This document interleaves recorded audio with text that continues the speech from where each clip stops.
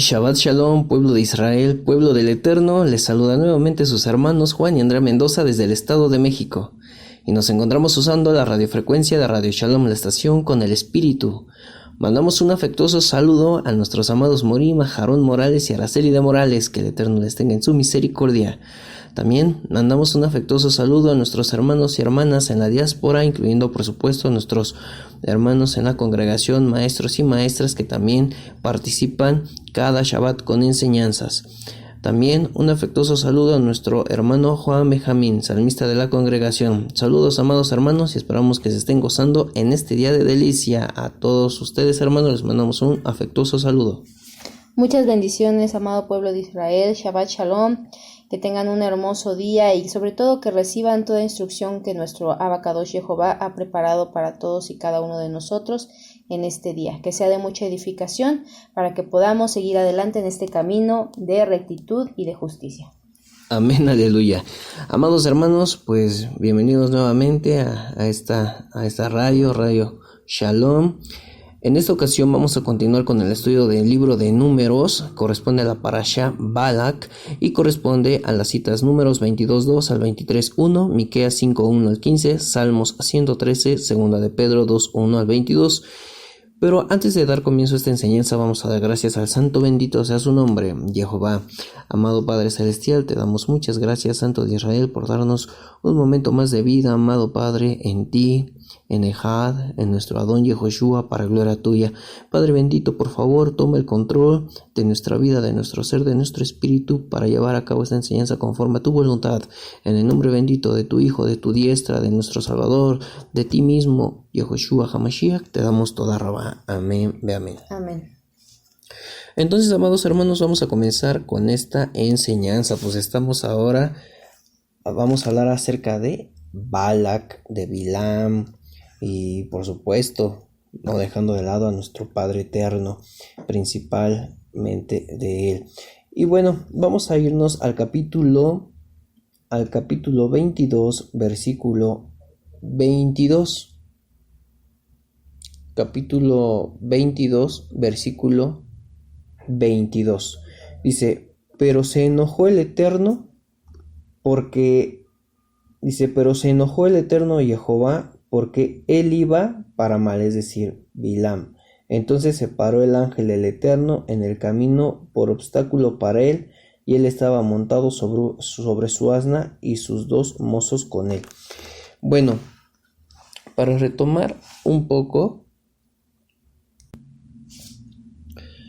pues aquí en esta parasha se trata de que Bilam es buscado por el séquito, por las personas de Balak, precisamente para que fuera a maldecir al pueblo de Israel, porque el pueblo de Israel está escrito que se haría numeroso, y pues era lo que temía Balak, que como se estaba haciendo muy numeroso y muy poderoso, entonces pues él estaba temiendo de que pudiera ser acabado su reinado, de que pudiera ser aniquilado.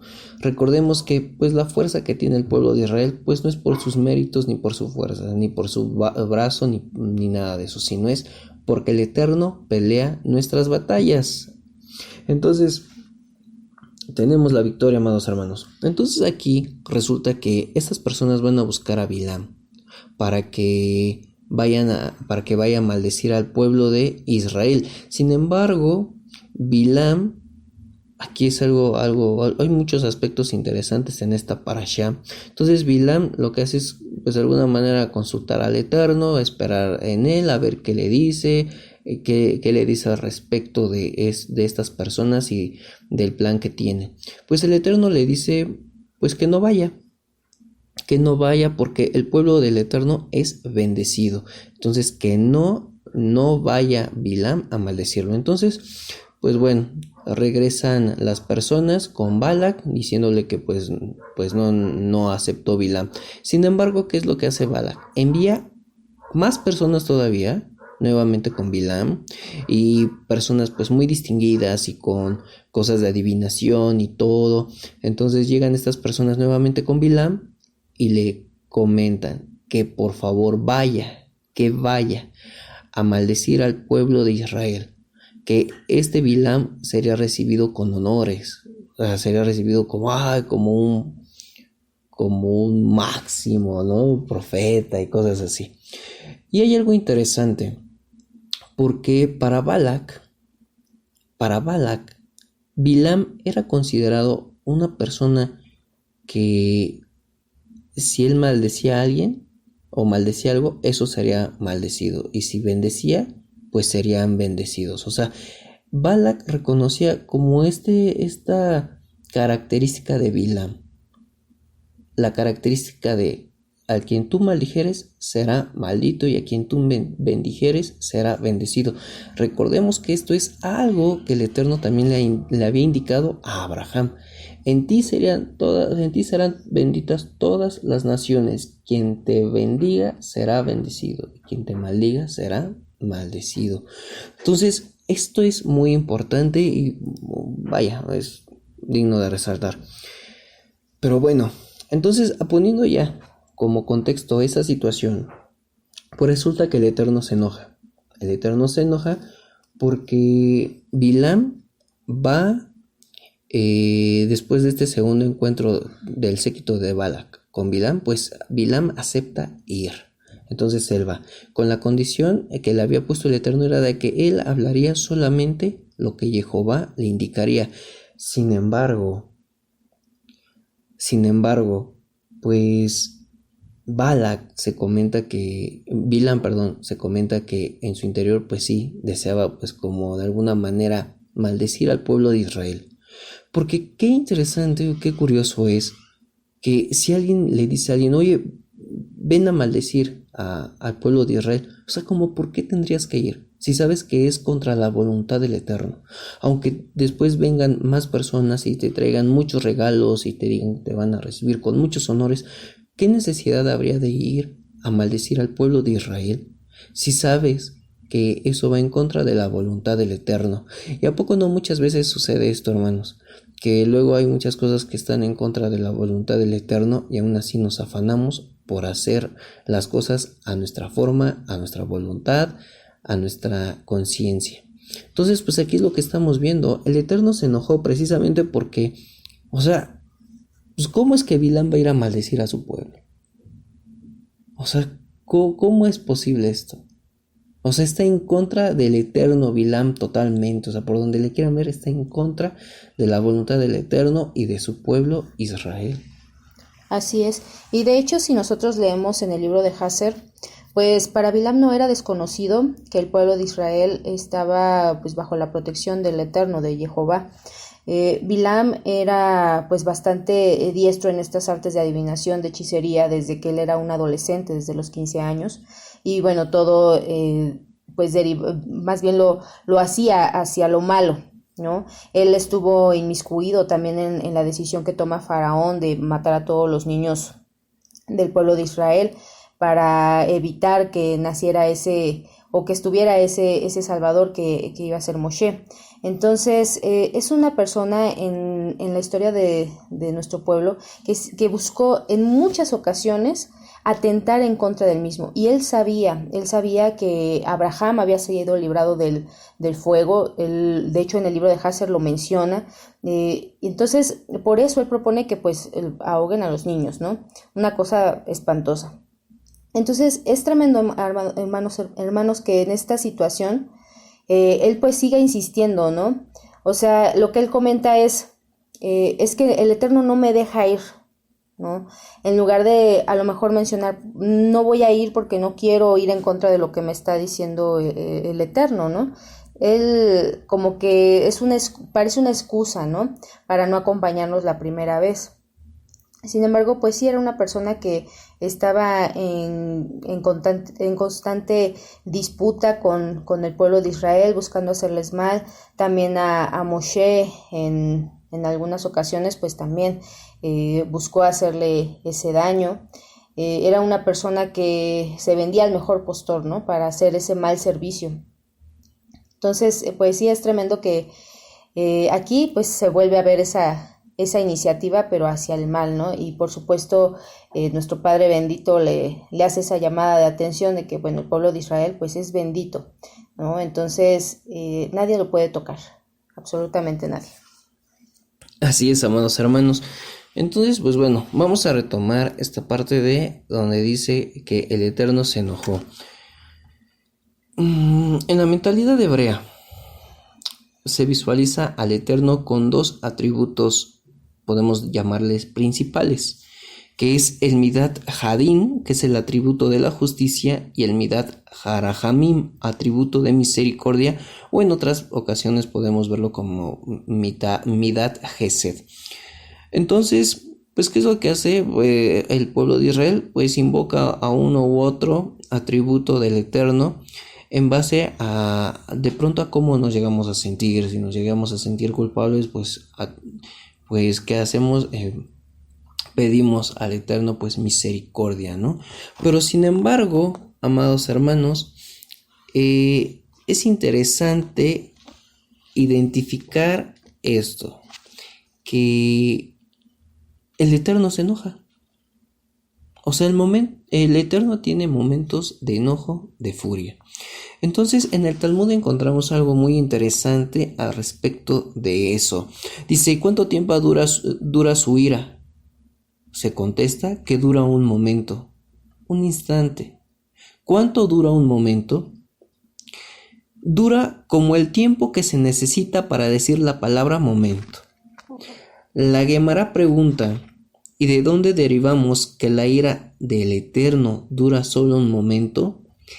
Está escrito, amados hermanos, en el Salmo 36, su ira es solo por un momento, su favor para toda la vida. Y si lo desea, en este caso, amados hermanos, estamos viendo en el Salmo 36 que se está indicando que la ira del Eterno dura solo un momento. Mientras tanto, en Isaías 26:20 dice, escóndete por un breve momento hasta que pase la ira. Es decir, que el Eterno, claro que se enoja, claro que sí se enoja, pero su ira, su furia es breve. Entonces, cuando el Eterno se enoja, en la mentalidad hebrea está indicando que en ese momento está habiendo un juicio. Así es como se considera cuando el Eterno está enojado. En esos momentos de enojo, que es efímero, ese momento, el Eterno está emitiendo un juicio, y ese juicio, como es severo, más severo que todos los otros momentos que pueda haber en el cual hay juicio, pero en ese momento en el que el Eterno está enojado es porque está haciendo un juicio severo, fuerte. Entonces dice una pregunta en la Gemara, ¿cuándo está enojado el Eterno? Abayé dice, durante las primeras 3 horas del día, cuando la cresta del gallo se blanquea al sol, como si la vida hubiera abandonado el gallo y de repente se pone blanca, es cuando el Eterno está enojado. Los sabios enseñaron con respecto al versículo de que el Eterno que tiene indignación todos los días. Al respecto de esta cita dice, cuánto tiempo dura su ira? Su ira dura 53,848 partes de una hora. Eso es lo que dura la ira del Eterno. Eso es un momento, de acuerdo a los sabios. Dice la Gemara que ninguna entidad puede determinar con precisión ese momento en que Elohim está indignado, excepto alguien. ¿Y ese alguien quién es? Bilam, el malvado. Por eso es que está escrito acerca de él en Números 24:16, que conoce el conocimiento del Altísimo. Entonces con esto también podemos llegar a entender que cuando se dicen las Escrituras acerca de Bilam, que el que bendecía era bendecido y a quien maldijera sería maldecido. Es decir, que Bilam quería dirigir los momentos o bendecir o maldecir en los momentos exactos en los que el Eterno estaba enojado. Entonces Bilam quería dirigir al Eterno hacia su Midat Hadin, en contra del pueblo judío, maldiciéndolo, es decir, hacia el momento del juicio, de enojo. Y de esa manera, identificando ese momento en el que el Eterno está enojado, en ese momento emitir una maldición para que el pueblo de Israel fuera castigado. Sin embargo, el Eterno arruinó el plan de Bilam, cerrando el Midat Hadin, o sea, cerrando esos momentos de enojo y de juicio. Pero al no haber estos momentos de juicio, en ese instante, el mundo recibió en su lugar una desproporcionada cantidad de el atributo de misericordia o de bondad. Entonces, por eso es que a Bilam se le atribuye eso de que al que maldiga será maldito y al que bendiga será bendecido, porque él identificaba en qué momentos era que él podía emitir esa maldición cuando el Eterno estaba enojado. El Zohar, en su tratado de Bamidbar 117a, dice que cuando una persona le da una bendición a alguien, tiene que hacerlo con un buen ojo para que la bendición se cumpla. El significado de un buen ojo es que la persona está feliz con el éxito de los demás, siendo este el requisito, que estemos pues felices con el éxito de los demás.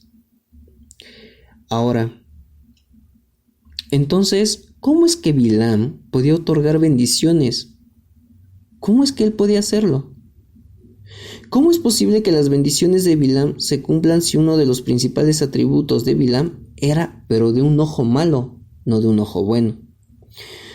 Y para eso pues habría que ver también el tratado de Abot 5:20. El Será Shimshon explica que la habilidad de Bilam para lanzar maldiciones mortales se debió a su conocimiento del momento de ira de Jehová. Habría que ver Berajot 7a para ejemplificar esto. Él fue capaz de aprovechar el momento de la ira para emitir maldiciones para obtener resultados que él deseaba. También fue de esta manera que también pudo dar bendiciones, hermanos. Él sabía los tiempos adecuados para otorgar buenos también. Así es como se materializarían sus bendiciones. Por lo tanto, a pesar de que tenía un ojo malvado, sin embargo, todavía era capaz de dar bendiciones efectivas debido a su conocimiento de cómo cronometrar adecuadamente sus bendiciones. El Será Shimshon explica que la diferencia entre el momento de ira y otros tiempos malignos es que el momento de la ira es una fracción de segundo. Es una fracción de segundo de juicio absoluto, sin piedad alguna. Mientras que todos los otros tiempos, aunque son siniestros, sin embargo poseen una cierta cantidad de misericordia. Amados hermanos, pues esto es algo muy interesante. El Eterno se enoja, claro que sí, y entonces pues en esos momentos de enojo del Eterno es cuando emite juicios severos. Y bueno, también la hermana tiene algo que comentar. Así es, pues podemos ver con todo esto que acabamos de comentar, de cómo Bilam pues aprovechaba esos momentos de ira del Eterno, pues vemos una particularidad en su carácter, que es la arrogancia. ¿Por qué? Porque él veía que podía manipular al Eterno. Él es lo que estaba tratando de hacer, o de calmarlo o de evitarlo por completo. Eso es una muestra de arrogancia, de no saber cuál es su lugar en este mundo, sino quererse hacer como que el muy sabio, ¿no? El jactarse de esos conocimientos. ¿Esto que nos enseña, amados hermanos? Esto nos habla también de cómo nosotros observamos los mandamientos. Muchas veces nos encontramos con mandamientos y que a veces los vemos solamente como una obligación, y podría haber casos en los que se trate como de evadir esas obligaciones, ¿no? Tratar de no realizarlos por una u otra razón. Entonces, amados hermanos, debemos entender que nuestro Padre nos ha dado mandamientos por algo. Él nos ha hablado y nos ha dicho las cosas muy claras de lo que tenemos que hacer. Por supuesto, hay aspectos que todavía sobrepasan nuestro entendimiento. Bueno, Él nos guía en esos casos, pero los mandamientos Él nos los ha dado y debemos obedecerlo. No debemos actuar como Bilam, del querer buscarle, ¿no?, la forma de no cumplir, ¿no? El buscar la forma de que ese mandamiento no aplique a mí, ¿no? Entonces es algo que nos deja de enseñanza esta parashá que estudiamos en este Shabbat, la cualidad que no debemos nosotros imitar en este aspecto, sino todo lo contrario, ¿no? Entender cuál es nuestro lugar, el ver los mandamientos como lo que son. Es una muestra también de amor de nuestro Padre y debemos de cumplirlos con ese mismo amor y esa misma diligencia, no tratando de escaparnos de unos sí y de otros no, ¿no? De los que me parecen bien, de los que yo estoy de acuerdo, eso sí los cumplo, pero estos que no me parecen o que no quiero cumplir, pues busco la manera de evitarlos, porque entonces estaríamos cayendo en las garras de la mala inclinación, como en el caso de Bilam. Esto es algo muy, muy relevante que nos deja de enseñanza. Y pues también tenemos como por último el tema del asno, ¿no? O del burro. Este tema pues causa también muchos comentarios, ¿no?, en el estudio de esta parashá. Y vemos que el tema de los burros pues es algo que también se repite en la Torá. Por ejemplo, Abraham, cuando iba a hacer lo de la atadura de Isaac, pues preparó a su burro para que pudieran acudir. Moshe también, cuando volvió con su familia a Egipto, pues también lo hizo con un burro. Y el más representativo, pues nuestro Mashiach, que entró a Jerusalén con un burro, ¿no?, como viene en Zacarías 9:9. Entonces, y aquí vemos que Bilam pues usa un burro, pero él no se compara en nada con nuestros patriarcas y por supuesto con nuestro Mashiach. Pero ¿qué representa aquí? ¿Por qué ponerlo de esta forma, no? ¿Por qué hay una conexión? Bueno, el burro nos habla de lo que es el materialismo. Entonces, nuestros patriarcas y también el Mashiach, cuando vemos que por ejemplo Mashiach entra a Jerusalén sobre el burro, pues nos está hablando de cómo controlar los impulsos físicos y también cómo dominar sobre ese materialismo que nos ofrece el mundo, ¿no? Sino que nos está mostrando que lo espiritual está sobre lo material. Sin embargo, Bilam fue todo lo contrario. Él nos estaba mostrando que lo material estaba sobre lo espiritual. Y aquí lo que vemos en la parasha es que la burra pues hasta como que le da una lección, ¿no?, al reprenderlo de esa forma de por qué me estás haciendo este daño.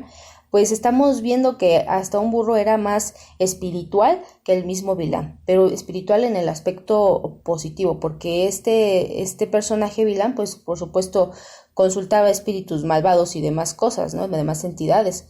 Entonces es algo que nos deja también de enseñanza, y nosotros tenemos que buscar eso, el subyugar nuestra voluntad, que es ponerla con un yugo, pero el buen yugo, que sería la palabra, o sea, someternos a la palabra del Eterno, ¿sí? Y no someternos al materialismo que nos ofrece Edom, ¿no?, a la búsqueda de todos esos placeres carnales y placeres que hay en este olam, sino buscar por sobre todas las cosas lo que son los aspectos espirituales que nos habla la palabra de nuestro Padre bendito.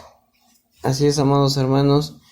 Pues bueno, este tema de esta parashá pues sí da para mucha enseñanza. Y bueno, ciertamente también se comenta que el ángel del Eterno se puso como adversario, ¿verdad? Se puso como adversario delante de Bilam. Y pues realmente, pues está escrito también que todo aquel que no es con Elohim está en su contra. Pues prácticamente así estaba Bilam. Estaba en contra del pueblo de Israel.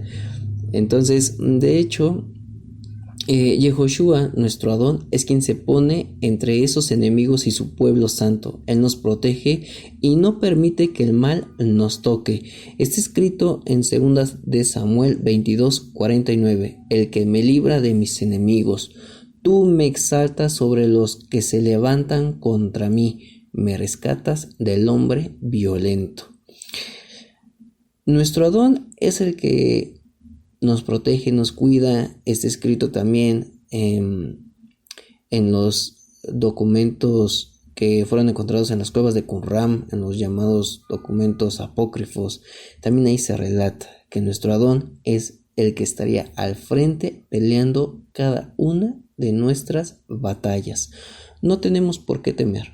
Él es el que siempre nos va a cuidar, nos va a proteger. Y bueno, amados hermanos, pues hasta aquí estamos llegando en esta enseñanza. Evitemos que el Eterno se enfurezca con nosotros. Refugiémonos en Él, en su bendita Torá, que nos encuentre estudiando y practicando mandamientos. Que se deleite nuestro Padre, porque Él nos protegerá de ese día de la ira. Amados hermanos, los amamos y que sigan gozándose en este Shabbat. Amado Padre Celestial, te damos gracias por estos momentos de enseñanza. Que nuestra alma te alabe por siempre y para siempre, en el bendito nombre de tu Hijo, Yahushua HaMashiach. Amén, ve amén. Lejitraot. Hasta pronto. Hasta pronto, hermanos.